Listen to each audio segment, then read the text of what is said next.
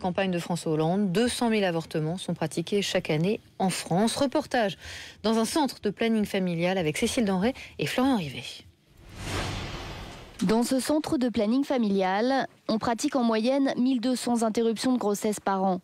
Jusqu'ici, dans quasiment la moitié des cas, faute de mutuelle ou même de revenus, le financement de cette intervention pouvait être un problème. Cette nouvelle loi sonne déjà comme un soulagement pour les femmes concernées.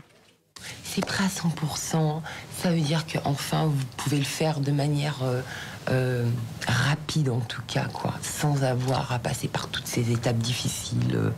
C'est en moyenne de 50 à 80 € qu'il restait à la charge des patientes. Associations et médecins militaient depuis de nombreuses années pour le remboursement intégral de l'interruption volontaire de grossesse, un symbole.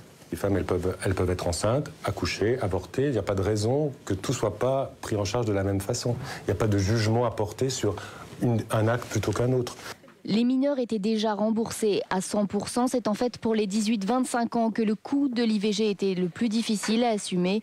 La réforme va améliorer leur prise en charge. Notre temps ne va pas être mobilisé justement à trouver des moyens financiers. On va pouvoir faire un vrai travail de professionnel par rapport à la femme, par rapport à son choix et par rapport à son avenir. Le tarif payé aux cliniques et hôpitaux qui pratiquent l'IVG vient aussi d'être revalorisé d'environ 50%. L'IVG est une activité déficitaire pour les établissements de santé, conduisant certains à l'abandonner. La politique, on s'en doutait, c'est pas facile d'être Premier ministre, mais ça l'est encore moins quand on ne tient pas son gouvernement. Et malgré ses efforts, Jean-Marc Ayrault, on le voit bien, a du mal à imposer son autorité. Et François Hollande ne l'y aide pas, le président ne veut surtout pas de vagues. Alors son Premier ministre ne peut pas renvoyer de ministres, même les ingérables comme Arnaud Montebourg.